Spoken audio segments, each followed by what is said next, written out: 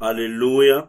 Iremos estudar acerca de Gideão no livro de Juízes, mais uma vez. Gideão é um dos juízes maior.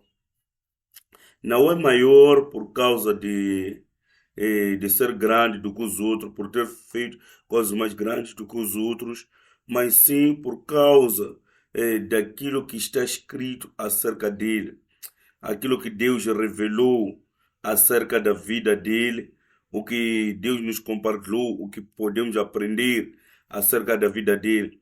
Vocês sabem que existem profetas maiores e profetas menores.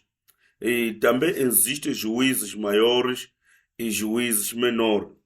Gideão é um dos juízes maiores.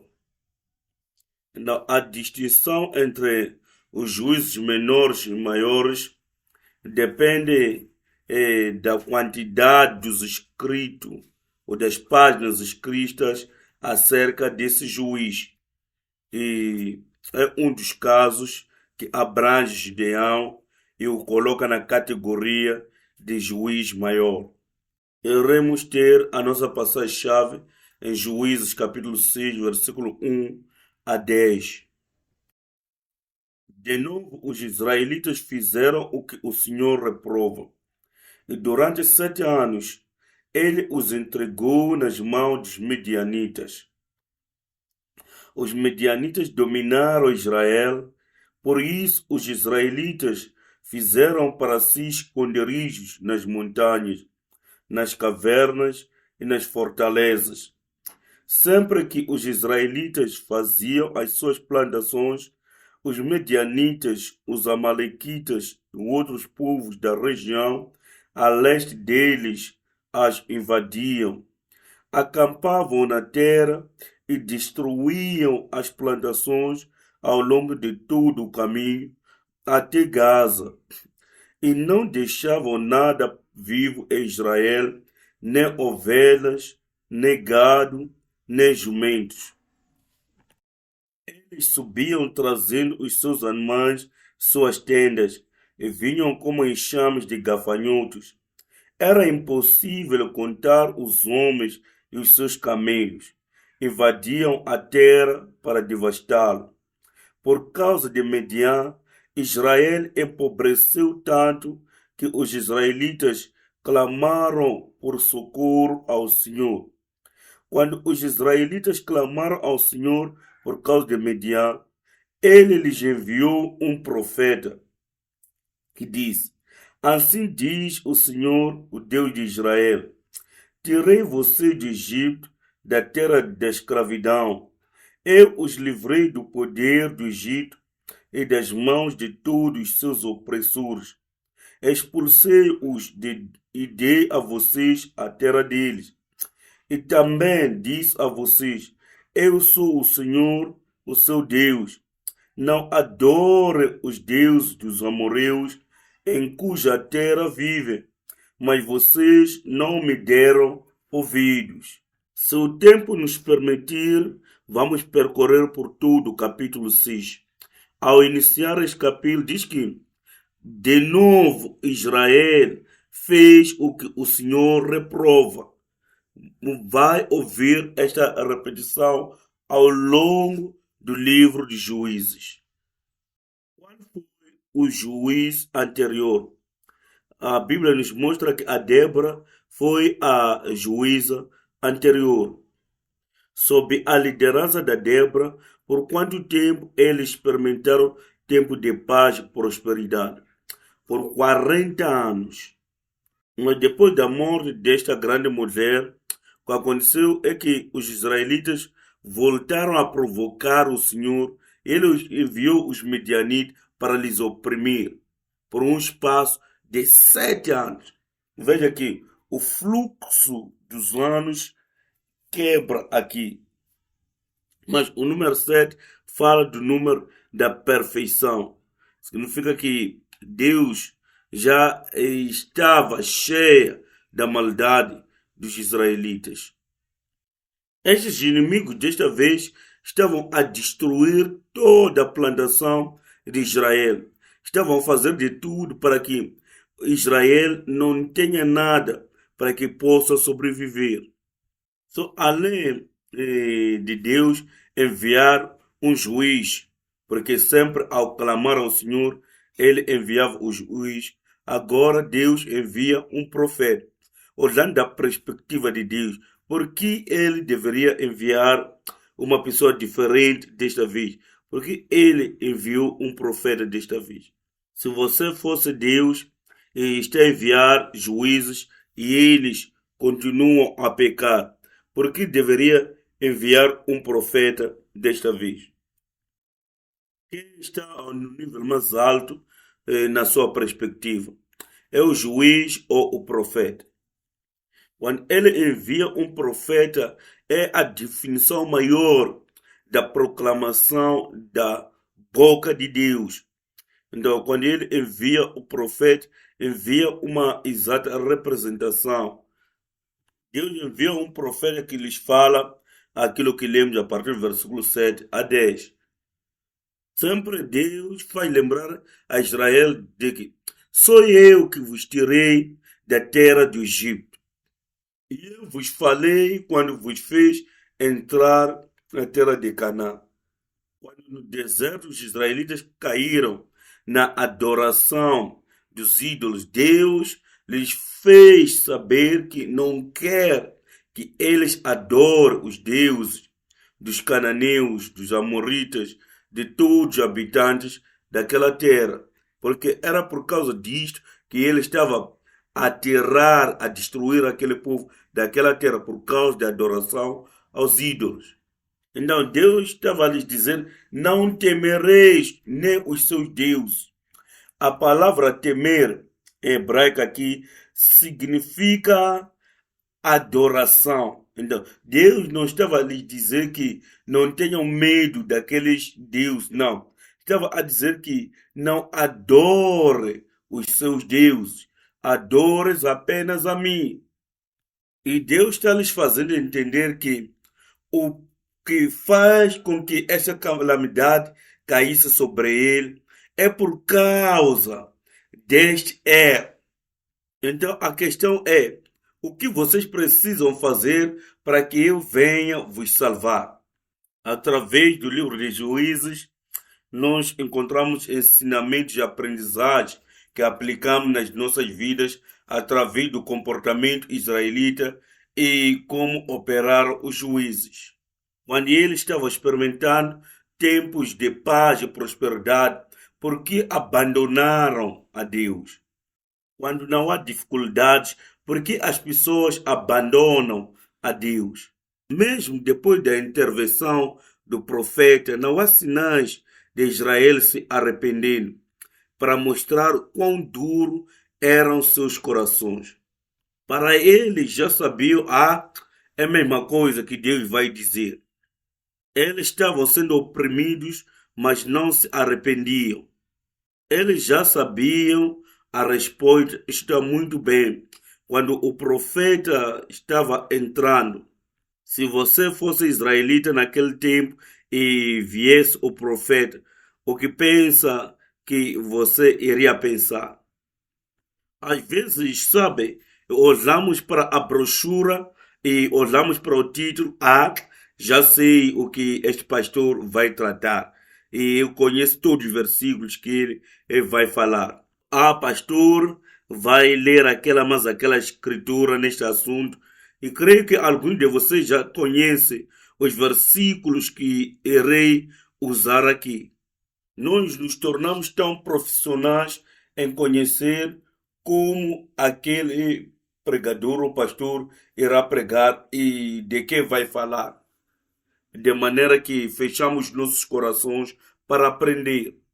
Mas qual é o problema com isso? É que sabemos o que é certo nas nossas mentes e corações, mas não queremos fazer o que é certo. Esta é uma doença séria e enfermidade.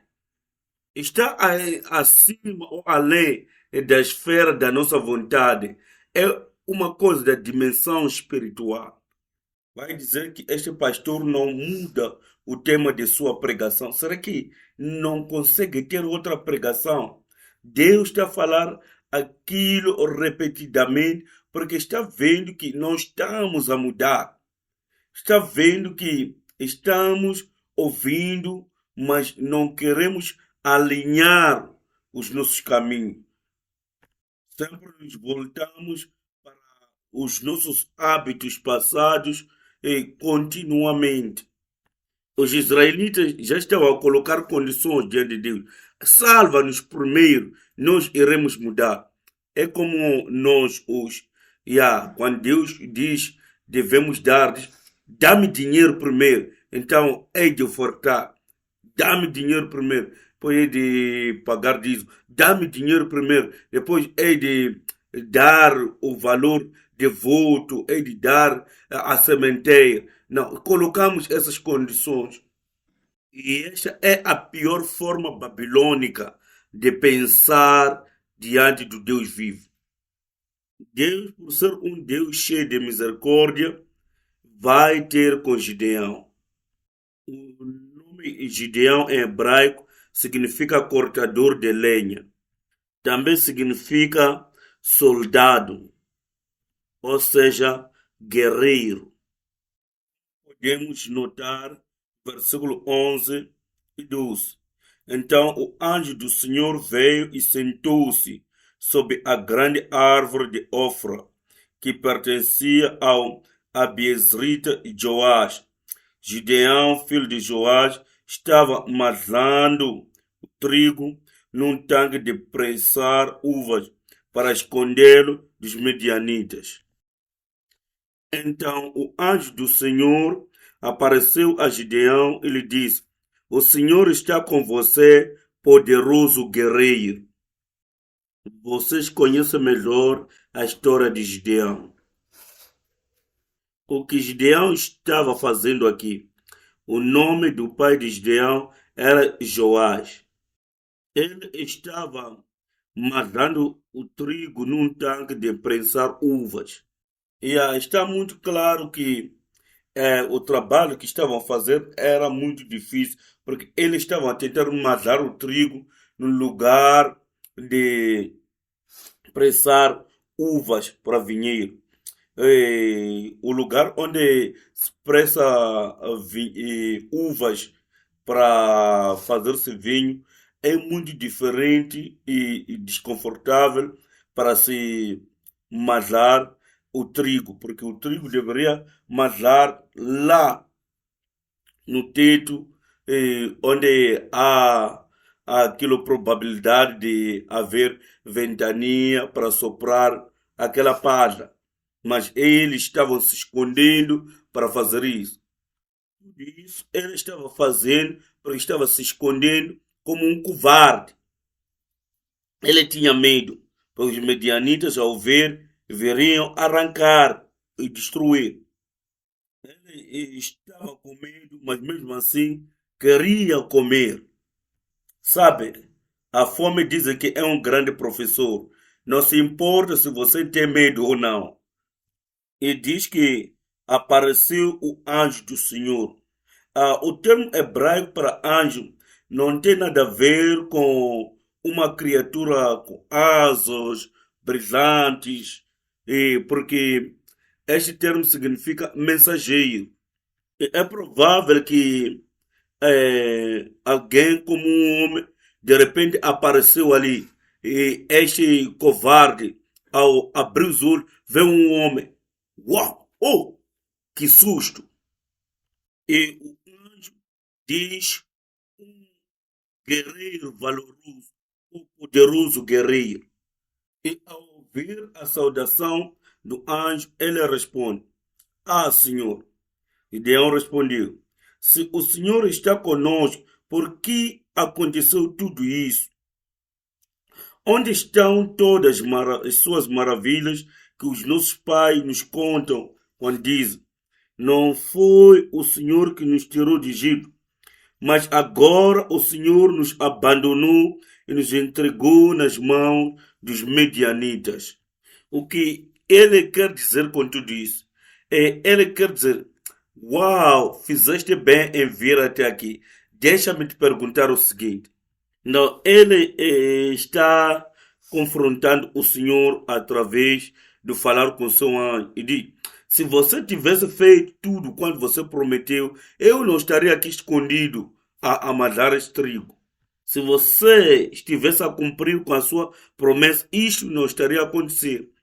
Porque se você é o Deus do qual os nossos pais nos contam, onde estão os seus atos poderosos? Onde estão os teus milagres agora? Verdade que eu não quero ser um covarde, não quero estar a amasar trigo aqui neste lugar onde se pisa as uvas. Então, o que está acontecendo? Onde estás agora? Por que me chama de grande guerreiro? Para mim fazer coisas de covardia, me chama de grande guerreiro. O que é isso? Se Deus fizesse o que ele promete na sua palavra, será que não é isso que muitas das vezes falamos para Deus? Ou pensamos nos nossos corações acerca de Deus? Deus para com todas essas histórias de ser guerreiro poderoso. Você não precisa de guerreiro agora. Eu estou a trabalhar, estou a tentar salvar o meu povo. Quando compartilha-se testemunhos, tende-se a dizer, uau, esse Deus do pastor, esse Deus do meu líder está trabalhando para ele. Mas, para mim, o que se passa? Por que ele não faz alguma coisa para mim? São maravilhosas coisas que Deus faz realmente, mas eu não estou vendo nada na minha vida mudar. E chega aqui e diz que eu preciso lutar, chega para aqui e diz que eu sou um guerreiro poderoso, chega aqui e diz que eu tenho capacidade de o servir. Levante esses tipos de dúvidas. Onde está esse poder de Deus na minha vida para que possa me levantar e me tornar um grande guerreiro? Onde estão todas essas maravilhas dos quais falam de Deus? Porque se eu tivesse mais dinheiro, sim, poderia entender, poderia ajudar. Se eu tivesse aquelas capacidades, se eu tivesse mais saúde, poderia servir de alguma coisa. Mas olha para mim assim. Não, espero que não seja tão reclamador como era o Gideão. E muitos de nós somos assim, muitas das vezes. Somos sempre condicionais. Se eu tivesse mais tempo, se eu tivesse mais dinheiro, se eu tivesse mais aquilo. O Deus que partiu o Mar Vermelho, dividiu o Mar Vermelho, não aparenta ser o meu Deus. O Deus que permitiu a Pedro andar sobre as águas, não aparenta ser o meu Deus. Por isso que sou tão covarde, porque não tenho como depender deste Deus. Deus deve mostrar o seu poder para que eu possa te seguir. Vamos voltar para capítulo 6, versículo 13. Ah, Senhor, Gideão respondeu: se o Senhor está conosco, por que aconteceu tudo isto? Onde estão todas as suas maravilhas que os nossos pais nos contam quando dizem: não foi o Senhor que nos tirou de Egito, mas agora o Senhor nos abandonou e nos entregou nas mãos de Median. Quantas vezes você nota a palavra nós? Tudo é sobre nós. Este é um tipo de pensamento egoísta humano. Esse não é maneira de pensar de Deus. Não é o que Deus quer que nós pensamos, mas é a maneira de pensar de Babel, da Torre de Babel. Deveríamos nos perguntar, afinal, o que me irrita para com Deus? Porque eu fico irritado e faço barulho para com os meus filhos, eu fico irritado com os vizinhos, fico irritado com colegas. Por que eu fico irritado com as pessoas? Não sei a tua resposta, mas a mim é porque essas pessoas não estão a me obedecer ou não estão a fazer aquilo que eu quero. O problema estamos a focar em nós, a focar no nosso ego. E sabe quantas vezes, se isso acontecer, as pessoas irão te atropelar? Muitas, muitas vezes. O que nos irrita é porque essas coisas me afetam, essas coisas me machucam, essas coisas me causam um certo desconforto. Não quero me importar com como se sente a outra pessoa, mas como é que eu me sinto. Não é verdade isso? Ao decorrer do desenvolvimento da tecnologia e ao decorrer do tempo, estamos cada vez mais tornando-nos mais egoístas, pensando apenas em nós. E nós somos especialistas em agir e deduzir as coisas, em pensar, em fazer cálculos de como as coisas não estão indo bem como eu quero.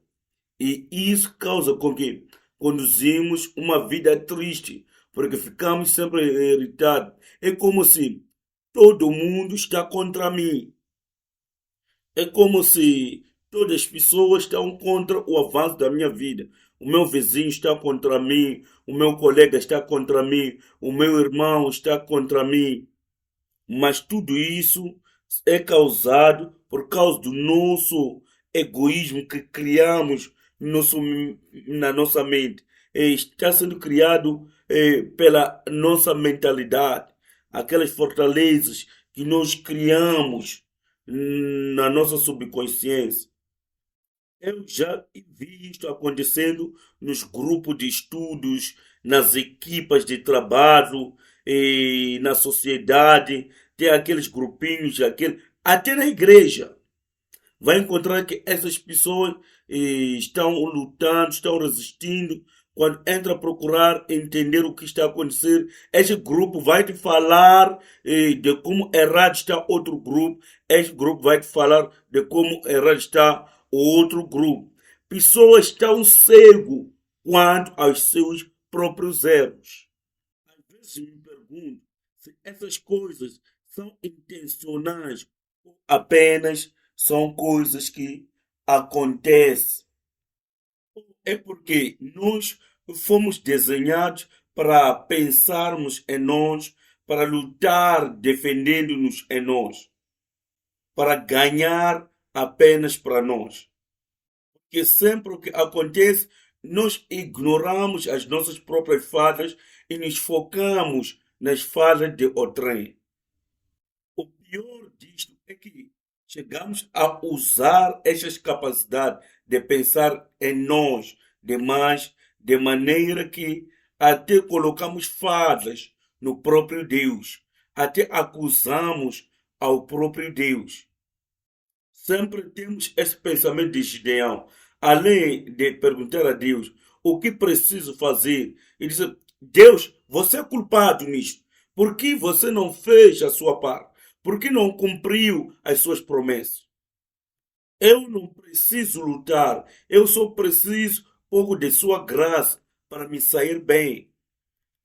Essa é a sua culpa, Deus, porque não está a fazer como o Senhor prometeu.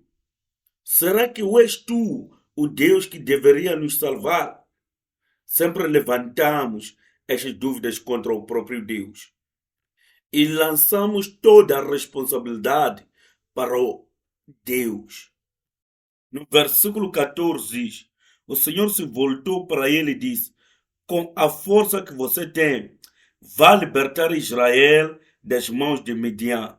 Não sou eu quem o está enviando? Parece uma surpresa. Deus, o que você disse? É como se alguém estivesse a reclamar e você é o chefe ou o gerente na instituição e está reclamando de como a outra pessoa não está operando bem, como as coisas não está vendo que estão sendo bem feitas. E você dá essa resposta. Por que você está parado aí? Por que não vai resolver essa situação? Por que não vai fazer como deve ser? É isso que Deus está fazendo aqui. É por isso que estou aqui. Estou a enviar a você para libertar esta nação.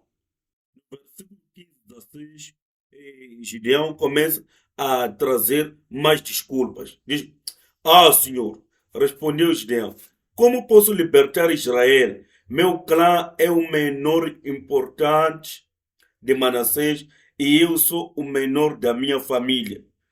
Eu estarei com você, respondeu o Senhor, e você derrotará todos os medianitas como se fosse um só homem. Ela está a dizer: Senhor, nos dá um Salvador. E Deus diz: Eu estou enviando você como o Salvador. Como se estivesse a dizer: Não, não é isso que eu estava a querer dizer. Eu sou o menor da minha casa, aquela, mas aquela desculpa. E Deus diz: Não há problema para com isso. Eu estarei com você. Você sabe por que Deus foi ter com Gideão? Sempre que Deus tem um encontro com você, seja em revelação ou impressão, visitação de sonho ou visão, você deve saber que é porque Deus tem uma agenda com a sua vida. Então, o que deve se fazer é se alinhar na agenda de Deus, é procurar a clareza quanto àquilo que Deus quer que você faça e se alinhar nessa vontade de Deus. Deus te conhece muito bem. Você crê que você é uma pessoa abençoada? Você sabe que você é um grande guerreiro? Ele diz: Eu entendo a sua questão de querer um libertador, um salvador. Mas eu hei de encontrar, ou já encontrei este libertador em você. Então eu hei de enviar a você para libertar a nação de Israel. Então tudo que você precisa dizer é amém. Vamos a isso, meu Deus. O grandioso Deus chega, diz que vamos a isso e você vai trazer mais reclamações. Não, não, não, não. Você precisa apenas concordar e avançar com Deus. Versículo 17. No versículo 17 e 18 diz: Gideão prosseguiu: Se de fato posso contar com o teu favor, dá-me um sinal de que és tu que está falando comigo. Peço-te que não vás embora até que eu volte e traga minha oferta e a coloque diante de ti. Meu senhor respondeu: Esperarei até você voltar. Vê que Gideão é covarde, mas não é estúpido. Então Gideão diz que se é verdade que estou a falar consigo, Senhor, dá-me um sinal que é o Senhor com quem estou a falar. Gideão estava falando com Deus e pedindo a Deus para que Deus prove que Ele é Deus. Deus está lhe chamando para fazer alguma coisa. Ele diz: Deus, dê-me um sinal. Ele quer ter certeza que estas coisas vêm de Deus. Então, ele diz: Não vá embora até que eu volte e traga a oferta para si. Este é o primeiro teste. E Deus diz: Eu esperarei até você voltar. Então ele já volta com a oferta. Vamos ler do versículo 19 a 21. Gideão foi para casa, preparou um cabrito e com uma arroba de farinha fez pães sem fermento. Pôs a carne num cesto e o caldo numa panela. Trouxe-os para fora e ofereceu-os a ele sob a grande árvore. E o anjo de Deus lhe disse: Apanhe a carne e os pães sem fermento, ponha-os sobre esta rocha e derrame o caldo. Gideão assim o fez. Com a ponta do cajado que estava em sua mão, o anjo do Senhor tocou a carne e os pães sem fermento. Fogo subiu da rocha, consumindo a carne e os pães. E o anjo do Senhor desapareceu. E ele deu todo o cabrito. Esta é uma grande oferta. Ele está fazendo isso num tempo em que eles não tinham nada para comer. E o que estamos a ver aqui é que o anjo não comeu. Já imaginou você preparar o melhor de sua comida para dar a alguém e ele diz que despeja aqui isso que você está me dando? O anjo não come, diz que despeja tudo ali naquela pedra. Versículo 21 diz que, com a ponta do cajado que estava em sua mão, antes do Senhor tocou a carne e os pães sem fermento. Fogo subiu da rocha, consumindo a carne e os pães. E o anjo do Senhor desapareceu. Vê que a intenção de Gideão era boa. Não era a intenção de testar o Senhor. Não era a intenção de tentar a Deus. Não. Era a intenção mesmo de ofertar a Deus. Por isso, se você olhar pelo tamanho da oferta que ele trouxe, se olhar para o versículo 22, diz que quando Gideão viu que era o anjo do Senhor, exclamou: Ah, Senhor soberano, vi o anjo do Senhor face a face. Através disso, consegue-se notar que uma mudança já está tomando conta da vida de Gideão. Nós temos que olhar esta transformação em comparação ou em espelhar a nossa própria fé. Nós já reclamamos, já murmuramos, já damos aquela desculpa, mas no final Deus ainda nos dá o privilégio de trabalharmos com Ele, nos dá o privilégio de colaborarmos com Ele, nos dá o privilégio de trabalhar em parceria com Ele. Isto é uma bênção. Só o Senhor pode permitir que isso aconteça. Não é à toa as Escrituras mostram que é por causa da graça também. Por causa da sua graça, Ele nos aceita a trabalhar com Ele. Veja que não é por causa de merecimentos. Está claro que, seguindo esta analogia, Deus poderia substituir a Gideão e colocar uma pessoa melhor.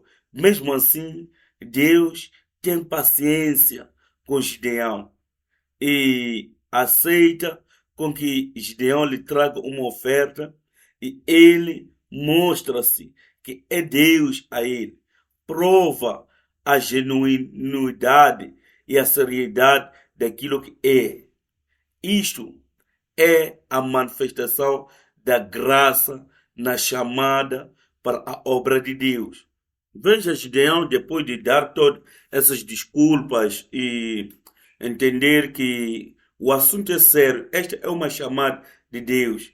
Ele diz: Ah, Senhor soberano. O que entendemos é que o Deus de Gideão era um Deus teórico. Ele sabia apenas acerca de Deus. Não havia tido um encontro pessoal com Deus.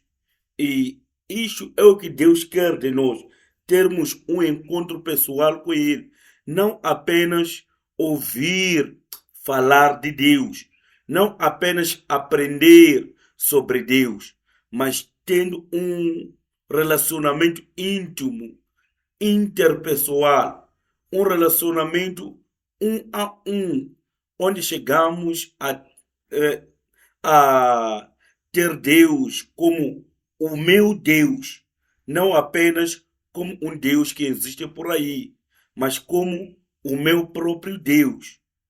E Gideão teve esse privilégio de eh, ir além de histórias que ele ouviu se falar acerca de Deus para o nível de um relacionamento íntimo pessoal ou para uma experiência pessoal de quem Deus é.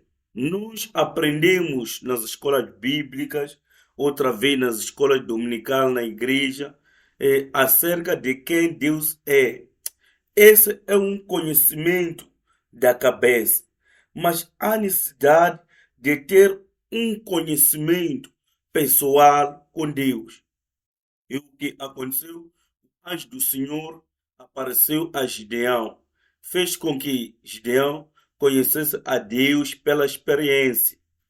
Não temos como sermos eficazes na obra de Deus ou no decurso da nossa jornada cristã apenas por ouvir dizer aquilo que Deus é. Cada um de nós individualmente, crentes, precisamos de uma experiência pessoal, um relacionamento pessoal com Deus. Antes de conhecer o Senhor pessoalmente, nós perambulamos. Quer dizer, estamos ocupados como Gideão com coisas que não têm nada a ver com o propósito de Deus nas nossas vidas, com o destino que Deus traçou para as nossas vidas. Por exemplo, Gideão estava aqui tratando assuntos que demonstravam covardia, que eram o contrário, totalmente contrário daquilo que era o destino que Deus havia traçado na vida dele. Veja que quando o anjo do Senhor chega, chama a ele de um poderoso guerreiro, enquanto ele está se escondendo, matando o trigo, que é o sinal de covardia. Gideão chegou a conhecer pessoalmente a Deus e o que aconteceu lá foi uma dramática transformação. Voltemos ao versículo 23. No versículo 23 diz: Disse-lhe, porém, o anjo do Senhor: Paz seja com você, não tenha medo, você não morrerá. Porque Gideão, já no versículo 22, exclama: Ah, Senhor soberano, viu o anjo do Senhor face a face, eu morrerei. E Gideão tinha medo dos deuses dos amorreus, mas agora já tem o temor do Senhor. O temor do Senhor só vem através de uma experiência pessoal de Deus. E no versículo 24 diz: Gideão construiu ali um altar em honra do Senhor e lhe deu este nome: O Senhor é paz. Isso em hebraico é Jeová Shalom. Até hoje o altar está em ofra dos abiezritas. Não, pela primeira vez encontramos este nome de Deus, Jeová Shalom. Eu oro para que a paz do Senhor esteja sobre cada um de vocês. Veja que antes disto, a fé dele era instável. Ele tinha medo dos inimigos e estava se escondendo para fazer os seus trabalhos e estava na sua mente e no seu coração reclamando acerca das obras de Deus, acerca de quem Deus é e acerca das operações de Deus. Mas agora já tem temor de Deus, já tem esse relacionamento de Deus, já tem paz no coração e chama Deus. Deus é paz. Deus é minha paz. Deus é nossa paz. Jeová Shalom. Isso só decorre através de uma experiência pessoal, independentemente das circunstâncias que estão ao seu redor, porque até então as circunstâncias estão lá, os medianistas estão lá, ainda estão debaixo do jugo dos medianistas, mas ele diz que Deus é paz. Ele diz que Deus é nossa paz. Quer dizer, parece que os olhos dele já estão fechados contra os problemas ao redor. Tudo isso por causa de uma experiência pessoal de Deus, por causa de um conhecimento íntimo de quem Deus é. Tudo começa a mudar no seu pensamento. É isso que diz: mantendo os teus olhos focados em Jesus Cristo. Quando mantemos nossos olhos focados em Deus, as circunstâncias ao nosso redor não conseguem nos afetar como o inimigo planeja que deveria nos afetar. Também o nosso temor começa a mudar os seus objetivos. Além de temer as circunstâncias, situações e adversidades, começamos a direcionar o nosso temor para quem? Para o nosso Deus. A questão agora é, mas o que significa isso de a paz seja convosco, seja com você? E quando houve a situação da crucificação de Jesus, os discípulos fugiram e se esconderam por causa do medo dos romanos. Jesus, ao aparecer, qual foi a primeira palavra a pronunciar? Shalom, quer dizer, a paz seja com vocês. Quando esta paz está em você, consegue erradicar todo tipo de preocupação. Eu oro para que essa bênção de Jeová Shalom esteja em você. E Gideão testou a Deus agora. Temos de Deus que está a Gideão. Ele crê. Versículo 25 a 30. Naquela mesma noite, o Senhor lhe disse: separe o segundo novilho do rebanho do seu pai, aquele de 7 anos de idade, despedace o altar de Baal que pertence a seu pai e corte o poço sagrado que está ao lado do altar. Depois faça um altar para o Senhor, para o seu Deus, no topo desta elevação. Ofereça o segundo novilho em holocausto com a madeira do poço sagrado que você irá cortar. Assim Gideão chamou 10 de seus servos e fez como o Senhor lhe ordenar, mas com medo da sua família e dos homens da cidade, fez tudo de noite e não durante o dia. De manhã, quando os homens da cidade se levantaram, lá estava demolido o altar de Baal, com o poço sagrado ao seu lado, cortado, e com o segundo novilho sacrificado no altar recém-construído. Perguntaram uns aos outros: quem fez isso? Depois de investigar, concluir, foi Gideão, filho de Joás. Os homens da cidade disseram a Joás: traga seu filho para fora. Ele deve morrer, pois derrubou o altar de Baal e quebrou o poço sagrado que ficava ao seu lado. Joás, porém, respondeu à multidão hostil que o cercava: vocês vão defender a causa de Baal? Estão tentando salvar. Quem lutar por ele será morto pela manhã. Se Baal fosse realmente um Deus, poderia defender-se quando derrubaram o seu altar. Veja que, por medo das pessoas de sua casa, tinha que fazer esse trabalho à noite. O... De que era esta estátua? Essa estátua era do seu pai, mas quem se levantou é o povo da região contra ele. Vamos ter uma pequena análise dessa situação. É como no tempo em que surgiu os telefones. Quando havia um telefone numa casa, toda a comunidade ia formar uma grande bicha para usar aquele único telefone. Pessoas pagavam dinheiro para usar aquele único telefone. Talvez a casa de Gideão era a casa rica da região. O pai de Gideão era o sacerdote de Baal naquela região. Então todo mundo vinha para adorar a estátua de Baal em casa de Gideão. É por isso que ficaram irritados quando acordaram, encontraram que a estátua foi demolida. Quando a comunidade reclama e pede a morte de Gideão, Joás diz que vocês querem defender a causa de Baal, vocês querem salvar um Deus. Quem lutar por Baal será morto pela manhã. Veja o quão poderoso era este homem. E Joás está trazendo uma análise lógica aqui. Não precisamos nós matar o Gideão.